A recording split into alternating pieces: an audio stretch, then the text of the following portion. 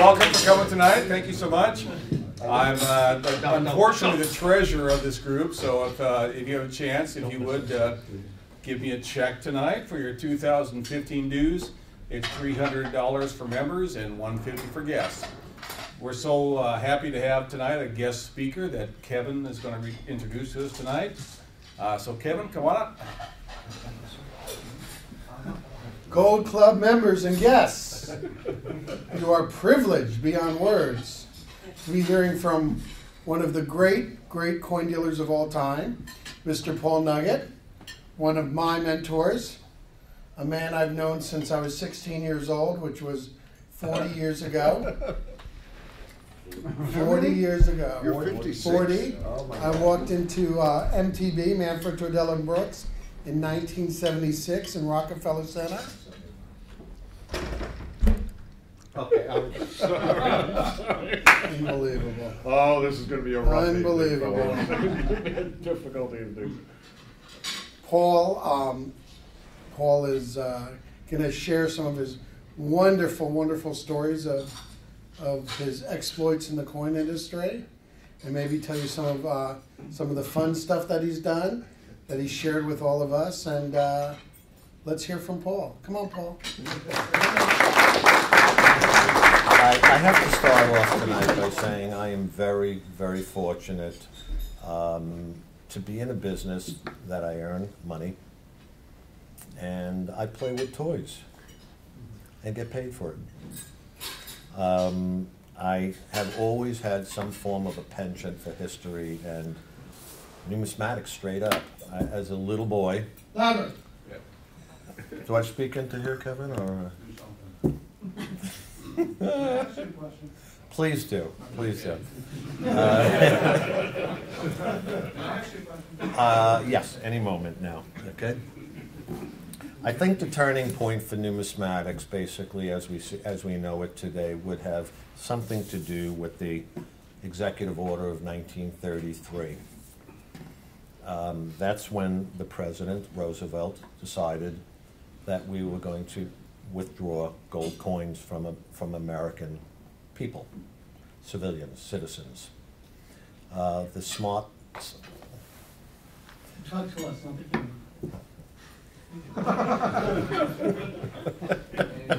Oh, this is going to be a rough evening. Wow. Tough crowd. I really did want to talk about that. I love baseball. I truly do. I truly I want you to do. pronounce your L's as L's. I will. I'm going to try it, okay? The smartest of all the people took their material as opposed to handing it in and shipped it all over to other countries around the world. The government, at that same period of time, took our coins and paid all the debts owed to different countries through coins as opposed to other ways of paying them, bar form or whatever. Louder again? Sorry. I'm somewhat of a introvert, so you'll forgive me. I don't speak up. I would think roughly 90% of what we see today in the larger denomination material is material that was shipped overseas that was eventually shipped back to America.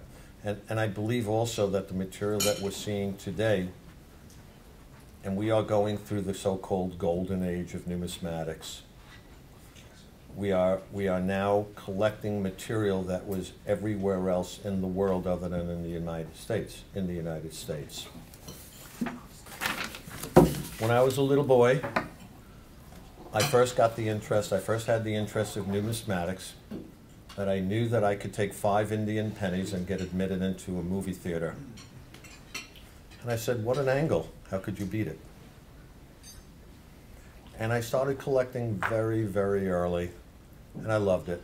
It told me everything. It gave me everything. It gave me a touch on the history. And it seemed to have passed. It was something that I was able to relate and identify to people 60, 70, 100 years earlier that would have passed through those people coming to me. I went to school, and my last real job in this world was being trained, and I know this is very close to numismatics. I was being trained in the Brooklyn Navy Yard as a crane operator. And I decided that being a crane operator was not my calling.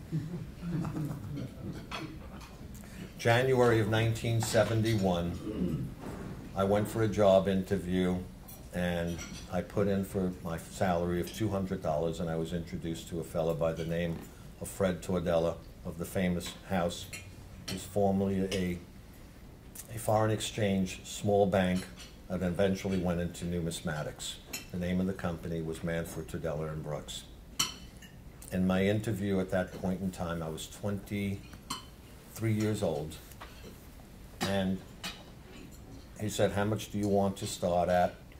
And he asked me all the questions that I suppose were to be asked, and then he asked me, "I know I'm not to ask you this, but what is your religion?" And I told him my religion, being Jewish, and he said, and he looked at me with this quizzical look, and he said, "You look more Mediterranean." And I said, "Well, I'm Sephardic." He says, "You've got the job, they're all thieves."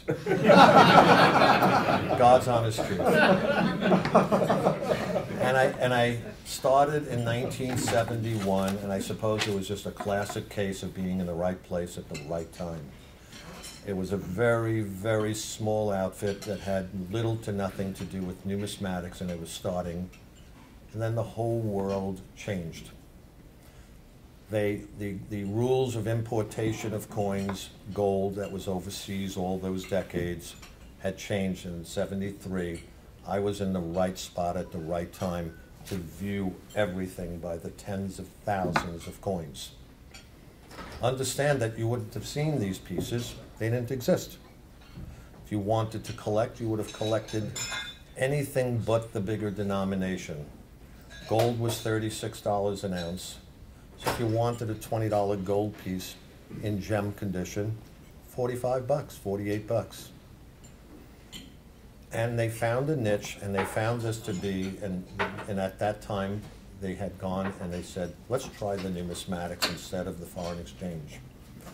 And they got one of the first licenses in America, and then everything started to go.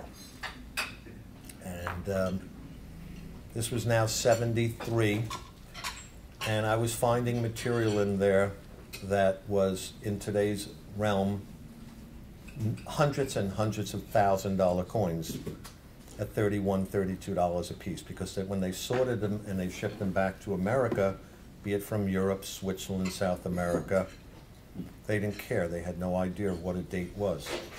This was still primitive period in numismatics. They had no clue. So for 30 some odd dollars, later on, I bought an 1875 10, came through. I took in almost an entire collection of 20 libs for melt. You never would see a high relief, and you never saw anything in the smaller denominations, and you never saw anything in the earlier gold, so we're safe still. So be it in the gold dollars, 2.5s, and so forth, it was always the larger denomination coins that were shipped back by the thousands. In about 1975, they came across the first big hoard, and it was 32,000 pieces. Visualize that. And to sort through this material and to see what it was and the gifts that would come through was incomprehensible. And the market started to take, we were one of the first, and then other houses were starting to import it. And then they decided that why not create a new type of business in this industry? The industry really, truly was not that well formulated. If you went back and you turned the clock back a little bit further, a 24 Saint was more valuable, and I'm sorry if I'm losing, than a 27D, which is now a $1.5 million coin as opposed to a $5,000 coin. The $5,000 coin at that time was more valuable. So everything started to swing and switch depending on how much came back. It did not involve the smaller denominations, and it did not involve the early material, mainly the